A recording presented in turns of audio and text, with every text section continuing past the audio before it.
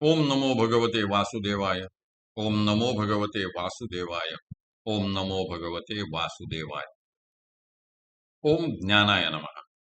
सार्थ ज्ञानेश्वरी, दिवस 248, अध्याय 11वा, विश्वरूप दर्शन योग. सारांश. श्री गणेशाय नमः.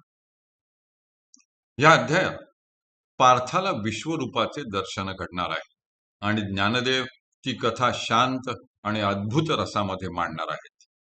हा अध्याय म्हणजे गीतेचा गूढ अर्थ, शांत रस आणि अद्भुत रस यांचा त्रिवेणी संगम असलेले प्रयाग तीर्थ आहे. ज्ञानदेव म्हणतात की माझ्या सद्गुरूंनी आपल्या सामर्थ्याने या तीर्थात येण्याचा संस्कृत भाषेचा अवघड मार्ग सुगम करून मायबोलीमध्ये आणला आहे व त्यामुळेच या तीर्थाचे स्नान सुलभ झाले आहे. या अध्यायामध्ये स्वतः मोक्षच वस्तीला आलेला आहे. तुम्ही श्रोत्यांनी ही कथा ध्यान देऊन ऐकावी. आता वैकुंठ नायक श्रीकृष्णांच्या मुखातून गीतेचा जो भावार्थ निघाला तो ज्ञानदेव श्रोत्यांना सांगतील. मला विश्वरूप दर्शन घडवा असे आपण भगवंतांना कसे सांगावे असा प्रश्न अर्जुनाला पडला आहे. आतापर्यंत असा वेडा हट्ट कोणीही केला नव्हता. त्याला वाटले की भगवंताचे माझ्यावर प्रेम जरी असले तरी ते माता लक्ष्मीसारखे कसे असेल. मी जरी त्यांच्या जवळचा असलो तरी गरुडा इतका मी जवळचा खासच नाही आणि सनकादिकांपेक्षा मी श्रेष्ठही नाही.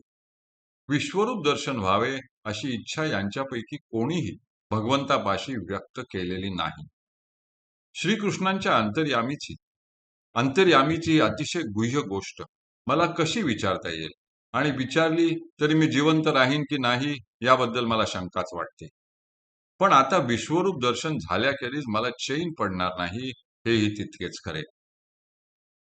त्यामुळे आपण आता भगवंताशी बोलावे आणि मग त्यांची इच्छा असेल त्याप्रमाणे काय ते होईल. अर्जुन देवांशी अशा युक्तीने बोलला की त्याने विचारलेल्या 1-2 प्रश्नातच देवांनी विश्वरूप दाखवावे. अर्जुनाशी त्यांचा विशेष स्नेह असल्यामुळे देव आत्मा विश्वरूप धारण करतील. त्यापूर्वीचा हा प्रसंग ऐका. पार्थ देवाला म्हणाला, भगवंता, माझ्यावरील प्रेमाखातर तुम्ही मला सांगितले की सर्व भासमान जगताचा अंत झाला, म्हणजे जगत प्रकट झाले आहे असे वाटणारी सर्व साधने तुमच्या ठिकाणी येऊन राहतात. हे तुमचे गूढ तत्व तुम्ही आजपर्यंत कोणालाही सांगितले नव्हते. या जगात देणे घेणे हा व्यवहार वास्तविक होतच नाही. या युद्धामध्ये कौरव निराळे, मी निराळा, मी त्यांचा वध करणार, त्याचे पाप मला लागणार, हे सर्व विचार अनाठायी आहेत. काहीही झाले तरी मी युद्ध करणार नाही असेच ठरविले होते. तुमचे माझ्यावर अनंत उपकार आहेत, कारण आता माझा भ्रमनिराश झाला आहे. हे कोटी सूर्याचे तेज असलेल्या चक्षुवंता, मोह सगळीकडेच दिसतो आहे, पण तुमची मायारूपी प्रकृती आणि तिच्या पलीकडचे पुरुष तत्व याविषयी तुम्ही मला जे सांगितले ते अगदी सोप्या भाषेत सांगितले. माझी बुद्धी थकल्यानंतर ती परब्रह्माच्या शेज घरात जाऊन झोपू शकेल असे श्रेष्ठत्व तुम्ही तिला दिलेत. इतके झाल्यानंतरही माझ्या मनात तीव्र इच्छा प्रकट होत आहे आणि मी ती इच्छा तुमच्याखेरीज कोणाला बरे सांगू शकेन. तुम्ही म्हणालात की माझे खरे रूप परमगती वा परमधाम आहे. तेथून तुम्ही अवतार घेता आणि अवतार कार्य पूर्ण झाल्यावर परत तेथेच आणि तेच होऊन राहता. तुमचे ते श्रेष्ठतम रूप मला माझ्या डोळ्यांनी पाहता येईल का? हे रूप पाहण्याची माझी योग्यता आहे की नाही हे मला ठाऊक नाही, पण माझी जर योग्यता असेल तर ते रूप मला पाहावयाचे आहे. हे जनार्दन, ज्याप्रमाणे आई आपल्या मुलाची योग्यता ओळखून त्याची इच्छा पूर्ण करते, त्याप्रमाणे माझ्या अधिकाराचा विचार करून तुम्ही आपले विश्वरूप दाखविण्यास आरंभ करा. भगवंता, तुमचे औदार्य आगळे वेगळे आहे. कैवल्यासारखी पवित्र वस्तू तुम्ही आपल्या शत्रूंनाही दिलीत. तुम्हाला मारण्यासाठी आलेल्या पुतनेला तुम्ही मोक्ष दिलात.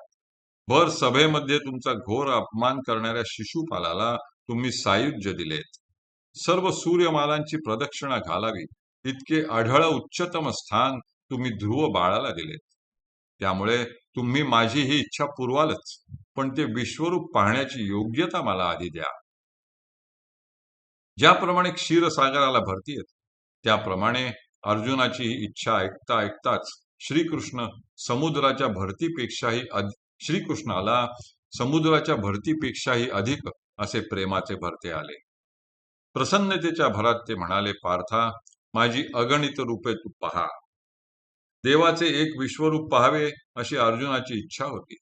परंतु श्रीकृष्णाने अर्जुनाला आपले ब्रह्मांड स्वरूप पाहता येईल की नाही याचा विचार न करताच आपले कृष्णरूप सोडले आणि ते ब्रह्मांड स्वरूपात प्रकट झाले.